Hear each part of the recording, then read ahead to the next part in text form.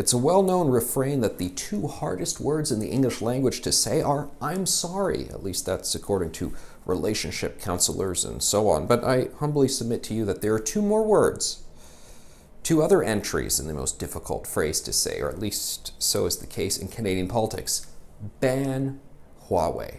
Pretty simple sentence, not a difficult one to say, but it seems like the federal Liberal government is increasingly unable to get towards the possibility of saying those two words, putting those two words together, despite the fact that all the calls from experts, from our allies, and all the evidence suggests that those are two words that we would really like to hear from Prime Minister Justin Trudeau and the federal cabinet in 2020. So former Public Safety Minister Ralph Goodale, he kept telling us last year that a decision will be made, that we are looking at the facts and the evidence in a nonpartisan way, or however he put it, as if everything was so objective and so above board, and a decision will be coming after the election. Kind of funny that, not a political decision, which obviously it is, and yet we're going to be making this non-political decision after an election, suggesting, well, perhaps there is some politics afoot. This is incredibly worrying right now because various opinion polls show that Canadians do want a reset, a public reckoning in our relationship with China. And it would be great if we could talk about our ongoing spat with China and the hostage taking of Michael Kovrig and Michael Spavor in total isolation from the Huawei file.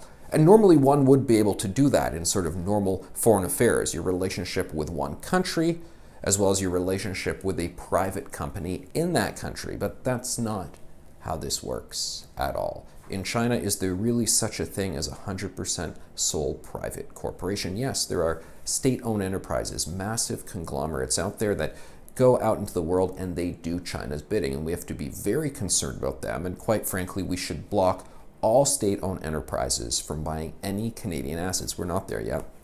Hopefully we will be, and that is a conversation to have after this for another day. Huawei, supposedly a private sector company, is a private sector company, but there are a lot of rules and laws in China that basically say private sector companies still have to do things when the government asks them.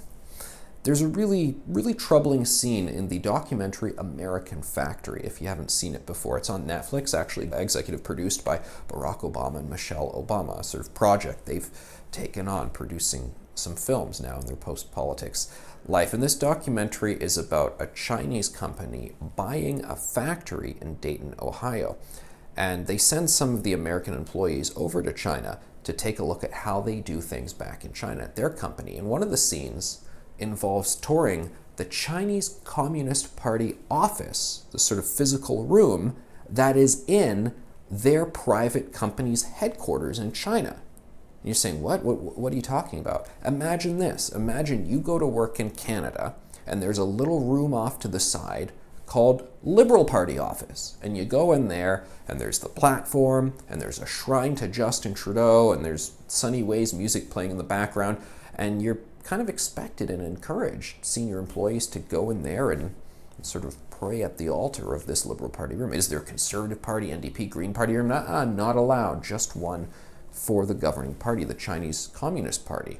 This isn't a private company, and the majority of private corporations in China have these very such rooms. So even companies that are technically private corporations have these deep relationships with the government. That is incredibly alarming. I could go through the tally and the list and the evidence and the calls from various experts in Canada and abroad as to why Canada needs to ban Huawei from playing a role in our 5G grid and the creation of our 5G telecommunications underbelly. I just don't have the time for that because that would take hours. That is how many people out there who know what they're talking about who say, do not do this. And yet the government says, well, we're still just looking up the facts.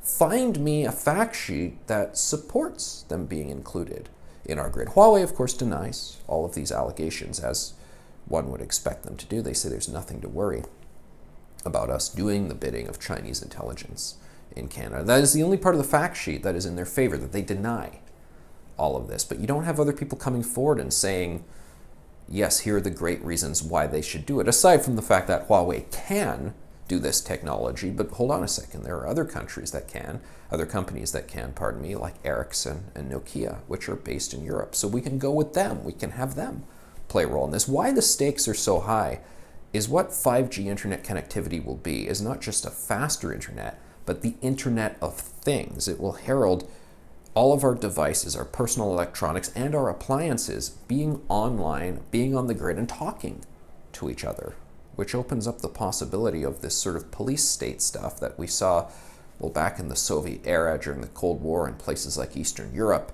where people were listening in on each other. But those were crude devices. Now the technology is hundreds-fold greater.